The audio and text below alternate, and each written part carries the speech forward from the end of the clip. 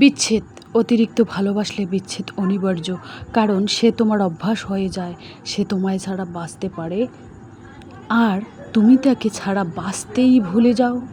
একদিন সে বিরক্ত হয় তোমার ভালোবাসায়, তোমার কেয়ারিং হয়ে যায় জ্বালাতন। আর তুমি ফোন দাও বারবার, সে সাইলেন্ট করে দেয়। তুমি কাঁদো রাতে, সে ঘুমায় শান্তিতে। ভালোবাসা তখন দোষ হয়ে যায় আর বিচ্ছেদটা হয়ে যায় পুরস্কার। সম্পর্ক শেষ হবার আগে প্রথমে ঝগড়া কমে যায়, তারপর অভিমান করাও বন্ধ হয়। এক সময় রাত জেগে কথা বলা মানুষটাও ঘুম পাচ্ছে বলে ফোন রেখে দেয়। তোমার গুড মর্নিংয়ে আর রিপ্লাই আসে না। তোমার কষ্টে সে আর জেগে থাকে না, তোমার হাসিতে সে আর খুশি হয় না। শেষে বুঝবে মানুষ দূরে যায় না, সে শুধু আস্তে আস্তে অচেনা হয়ে যায়। সেদিনই সম্পর্ক মরে যায়। অভাবের সংসারে 5,000 টাকা ইনভেস্ট করে আর্থিকভাবে সফল হওয়ার উপায়, মানি সেভিং টিপস। তো নতুন দিনে নতুন আরেকটি ভ্লগ ভিডিও নিয়ে হাজির আমি আপনাদের মাঝে সাভানা, ভারতের ছোট্ট একটা গ্রাম শীতলকুচি জেলা থেকে বলছি। তো welcome back to my channel. আসসালামু আলাইকুম। তোমরা সবাই কেমন আছো? আমি আশা করি তোমরা সকলেই ভালো আছো। আলহামদুলিল্লাহ আমিও ভালো আছি, আর আমার পরিবার পরিজনদের নিয়ে আলহামদুলিল্লাহ আমি ভালোই আছি। আর আমার প্রাণপ্রিয় কলিজা আপু ভাইয়ারা, তোমরা সবাই কেমন আছো? আমি আশা করি তোমরা সকলেই ভালো আছো। তো বরাবরের মতো না ব্লগটা আমি শুরু করে দিলাম। তো অভাবের সংসারে 5,000 টাকা ইনভেস্ট করে আর্থিকভাবে সফল হওয়ার উপায়, মানি সেভিং টিপস। ডেইলি বাঙালি ব্লগ, গ্রামের সাদামাটা জীবন। তো সেই বিষয় নিয়ে তোমাদের কাছে আমি আলোচনা করব। আমি একজন গ্রামের গৃহিণী হয়ে কিভাবে অভাবের সংসারে 500 টাকা ইনভেস্ট করে আর্থিকভাবে সফল হই, সেই বিষয় নিয়ে আলোচনা করব তোমাদের সামনে। তো চলো, আমার ব্লগ যেহেতু প্রতিদিন বিকাল 4টায় আসে, আমার ব্লগের কোনো না কোনো অংশে ভালো লাগলে সাবস্ক্রাইব করে পাশে থাকবেন। তো চলো ব্লগটা দেখতেই থাকো, আশা করি খুবই ভালোই লাগবে। এখানে লেখা আছে যে বিষয়ে অভাবের সংসারে 5,000 টাকা, গ্রামের গৃহিণী হয়ে অভাবের সংসারে 5,000 টাকা ইনভেস্ট করে আর্থিকভাবে সফল হওয়ার উপায়।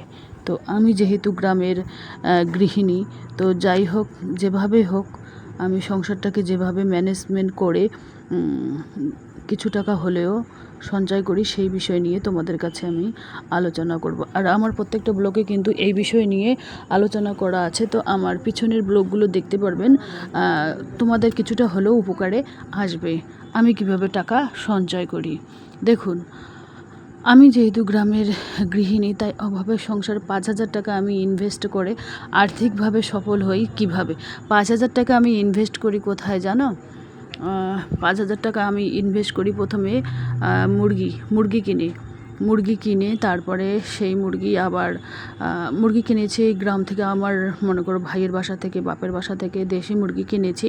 তো 5,000 টাকা কালেকশন করে আমি জোগাড় করে কিন্তু দেশি মুরগি কিনেছি। তো দেশি মুরগি কেনার পর সেইগুলো আমি লালন পালন করে ওখান থেকে ডিম বিক্রি করে তারপরে আমি কিন্তু অল্প অল্প করে ব্যবসার যে একটা আইডিয়া, একটা বিজনেসের যে একটা আইডিয়া, সেই আইডিয়াটা ধীরে ধীরে চলে আসে। একবারে কিন্তু মানুষ ব্যবসায় সফল হতে পারে না, ধীরে ধীরে কিন্তু সেই ব্যবসার একটা আইডিয়া আসে, বুদ্ধি আসে। তখন ধীরে ধীরে 5,000 থেকে 10,000, 10,000 থেকে 20,000, 20,000 থেকে 30,000, 30,000 থেকে 50,000, এভাবে কিন্তু লাখ হয়। যাদের টার্গেট থাকে তারা কোটিপতিও হয়, এরকম একটা পরিস্থিতি। তো বুদ্ধিটা খাটাতে হবে, বুদ্ধিটা ম্যানেজমেন্ট করতে হবে, তবে কিন্তু আর্থিকভাবে সফল হওয়া যাবে।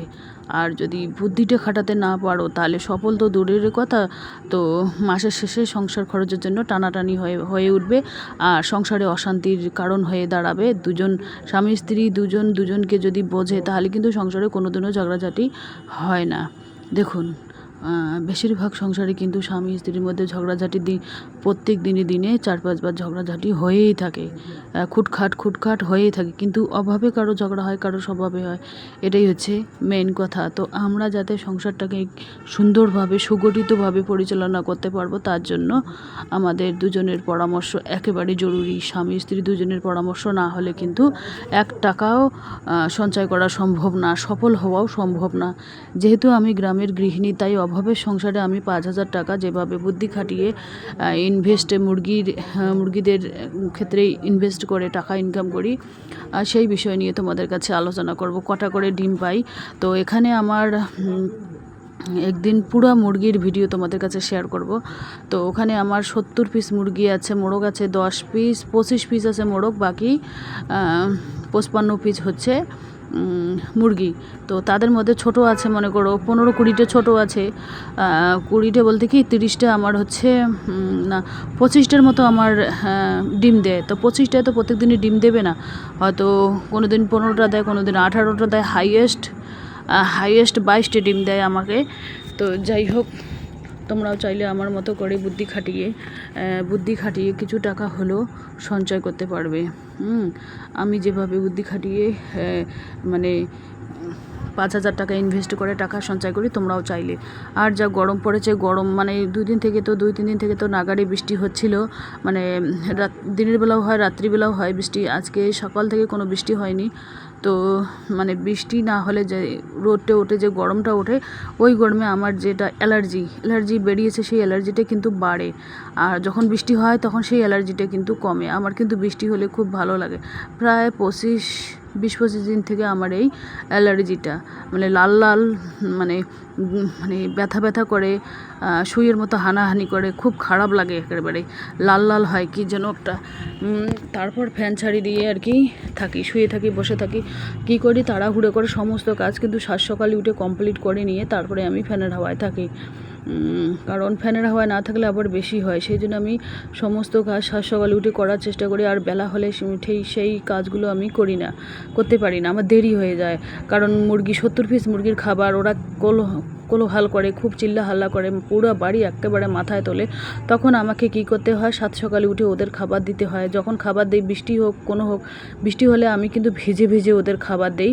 কারণ আমি ওদের খাবার দিয়ে বৃষ্টিতে ভিজে যেটা কাজ করতে হয় সেটা করে তারপরে গোসল সেরে এসে তারপরে রান্না করি। আর দেখতে পাচ্ছেন ডিম, আজকে এখানে কত ডিম আছে, মানে সেটাই তোমাদের কাছে শেয়ার করলাম। বড়গুলোর ডিম আলাদা করলাম, যেহেতু ডিম কিনতে আসবে বাড়িতে, সেই জন্য বড় সাইজ কেউ নিতে চায়, ছোট সাইজ কেউ নিতে চায়, আর মাঝারি সাইজ কেউ নিতে চায়। এখানে ওষুধ দেখতে পাচ্ছেন টেবিলের উপরে আমার হাজব্যান্ডের। তো আজকে রান্নার আয়োজন কী হচ্ছে সেটা তোমাদের কাছে আমি শেয়ার করব। আর যে দেখুন, বিছানাটা এভাবে করে নিয়েছি, জানালাটা বন্ধ আছে, এই কারণে বৃষ্টি হবে কোনো ঠিক নেই। আতাপাতা জানালার কপাট ভিজে গেলে খুব তাড়াতাড়ি নষ্ট হয়ে যাবে, সেই জন্য জানালা খোলা হয়নি। বৃষ্টির সময় আমি জানালা খুলি না। এখানে মাছ ভাজা হচ্ছে, রাইস কুকারে ভাত হচ্ছে, আলহামদুলিল্লাহ। আজকে হবে লাউ দিয়ে মাছের ঝোল করব, আর পটল ভাজি করব, আর ছেলের জন্য পটল ভাজি, আর করব কচুরলতি, আলু, বেগুন, আমার ছাদ বাগানের 2-1টা কুমড়োর আগা, তাই দিয়ে মাছের ডিম দিয়ে একটু মাখা করে রান্না করব। আর 3টে সবজি করব আর কি। আর কাঁঠালের বিচি তো ভেজে নিয়েছি। আমি কিন্তু প্রত্যেকদিনে কাঁঠালের বিচি বাদামের মতো করে ভেজে খেয়ে নেই, আমার খুব ভালো লাগে। এই যে দেখুন, অলরেডি ভাত হয়ে গেছে রাইস কুকারে, 1-1.5 ঘন্টা লাগে ভাত হতে রাইস কুকারে। আর এখানে দেখুন লাউয়ের যে খোসাগুলো আছে, এগুলো আলু দিয়ে ভাজি করলে হেবি সুন্দর লাগে খেতে। আর ছেলে খেতে চায় না, ছেলে এইগুলো খেতেই চায় না। এই দেখুন, 4টা কাঁঠাল নিয়ে এসেছি একজন মেহমানের বাসা থেকে। তো একটা আজকে খেলাম, প্রতিদিন একটা করে খাই, মুরগিদেরও খাওয়া হয়। চাপিগুলো যা আছে, কাঁঠালের চাপিগুলো মুরগিদের খেতে দিয়ে, এরা খুব সুন্দরভাবে খেয়ে নেয় কাঁঠালের চাপিগুলো।